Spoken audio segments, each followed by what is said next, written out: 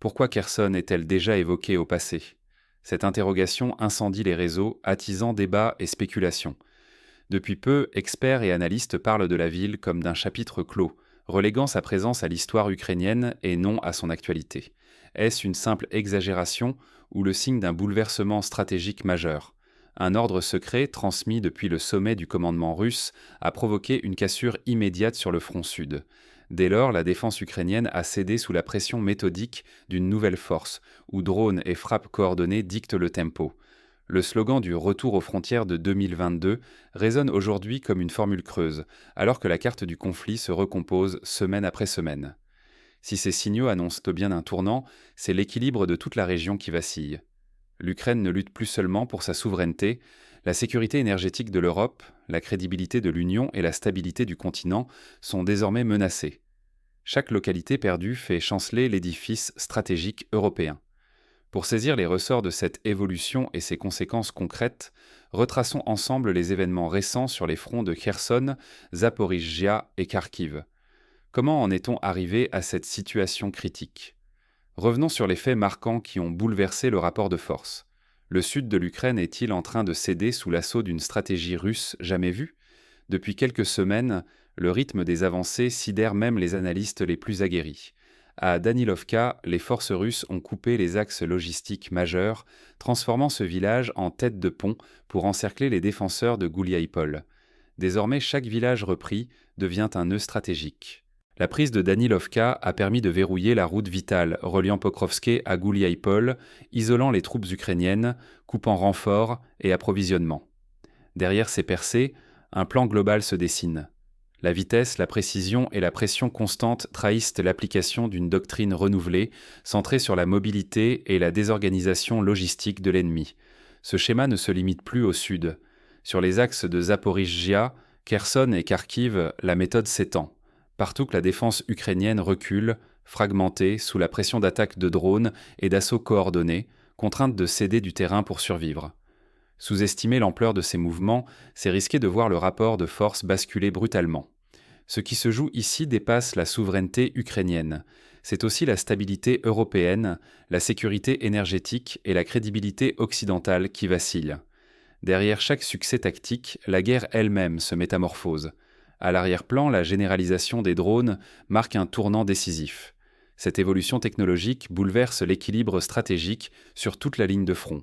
Et si la force russe n'était plus seulement dans la masse humaine, mais dans l'alliage du numérique et de la tactique? Depuis des mois, une mutation silencieuse redéfinit le champ de bataille en Ukraine. Désormais, les Russes misent sur des essaims de drones et une coordination méthodique, sapant la défense ukrainienne de l'intérieur. La stratégie russe vise l'asphyxie. Chaque dépôt, chaque route, chaque entrepôt ciblé fait partie d'un plan d'épuisement orchestré. Ici, chaque drone compte plus, chaque frappe logistique devient une pièce maîtresse. L'Ukraine doit réagir vite, mais ses ressources humaines fondent. Kiev a abaissé l'âge de mobilisation à 18 ans, un signe de panique autant que d'urgence. Les succès russes s'accumulent. Bakhmout, Avdiivka, Kharkiv. Ces places fortes, naguère symboles de résistance, sont tombées sous des attaques coordonnées, drones en tête. Le front ukrainien vacille, incapable de suivre la cadence imposée par la machine russe. La logistique ukrainienne, jadis pilier de la résistance, s'effrite. Par endroits, le ravitaillement ne dépend plus que d'escadrilles de drones volant à basse altitude, là où les routes sont trop risquées ou déjà coupées. Cette dépendance technologique inédite marque un tournant. La véritable révolution prend forme. La Russie s'est dotée officiellement d'un corps des troupes de systèmes sans pilote. Terre, air, mer, tous les milieux sont investis, bouleversant la doctrine militaire traditionnelle. L'ancien géant lourd s'est mué en prédateur agile, capable de redéfinir la guerre. Pour l'Ukraine, le risque est existentiel. Chaque brèche dans la logistique fragilise la riposte, chaque perte amplifie la désorganisation. Mais ce choc dépasse l'Ukraine. Une armée russe modernisée remet en cause l'équilibre européen. Ce bouleversement ne touche pas seulement la ligne de front, il menace aussi la sécurité nucléaire et la stabilité du continent. Désormais, chaque ville reprise devient un levier stratégique. L'Europe doit s'adapter ou risquer de voir la carte du continent redessinée sous ses yeux. Un nouveau cauchemar s'abat sur l'Europe. La crise ukrainienne menace de déborder, franchissant le seuil du conflit localisé. Pour la première fois, une catastrophe radiologique frappe une mine d'uranium ukrainienne. Désormais, l'enjeu n'est plus seulement militaire, la sécurité environnementale et humaine de tout le continent est en jeu. L'inquiétude monte. Moscou multiplie les menaces de sabotage nucléaire, rappelant l'incident à l'ammoniac et la tension persistante autour de la centrale de Zaporizhzhia. Chaque jour, la crainte d'un accident ou d'une attaque nucléaire délibérée plane sur l'Europe de l'Est, avivant la psychose et l'impuissance des gouvernements occidentaux. Face à ce péril, l'Occident demeure paralysé. La peur d'une escalade radioactive bloque toute réponse décisive, laissant la Russie avancer sa stratégie du fait accompli. La simple évocation d'une crise nucléaire paralyse les débats au sein de l'Union européenne et de l'OTAN, exposant la fragilité de leurs mécanismes de dissuasion.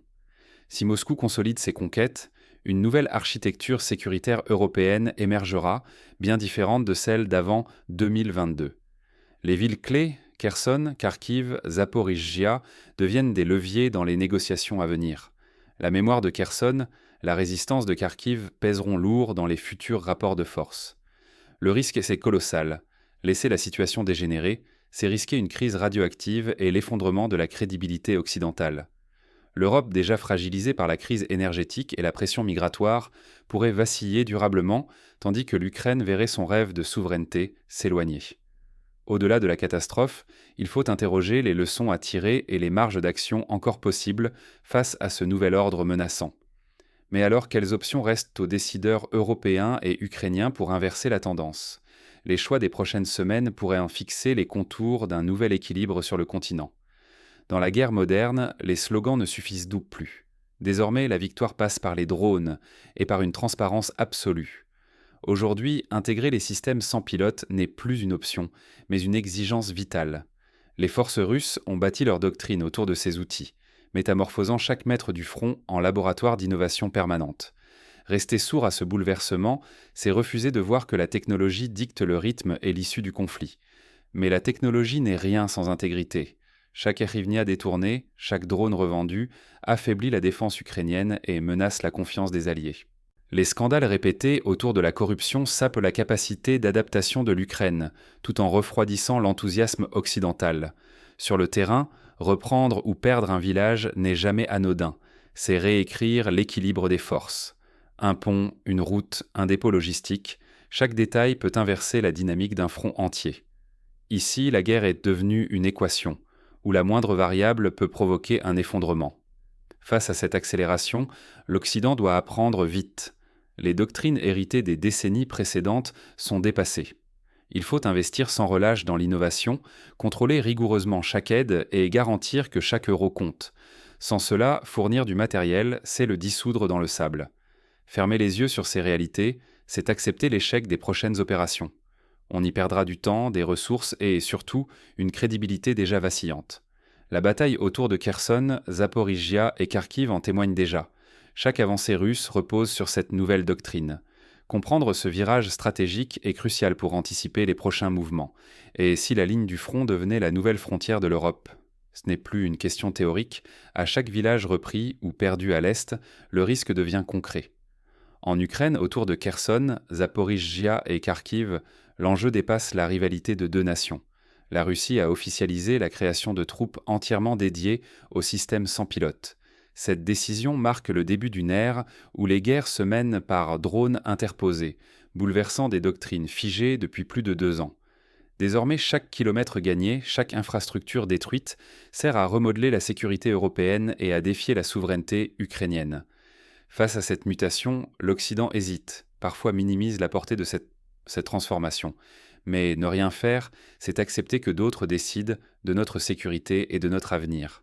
La stabilité du continent, la sécurité énergétique et la crédibilité de l'Europe sont en jeu. Abandonner l'Ukraine face à la doctrine hybride russe, c'est courir le risque de voir les frontières européennes redessinées par la force. Pour chacun d'entre nous, ce choix n'est pas abstrait. Comprendre, s'informer, soutenir, c'est protéger nos propres intérêts. L'histoire l'a prouvé. L'indifférence coûte toujours plus cher que la vigilance. Les pertes de sécurité collective ou d'influence commencent souvent par la négligence. Alors comment agir à notre niveau ? Refuser la résignation, exiger des réponses de nos dirigeants, s'engager pour préserver la stabilité européenne, car la frontière qui s'esquisse aujourd'hui pourrait demain bouleverser nos propres certitudes.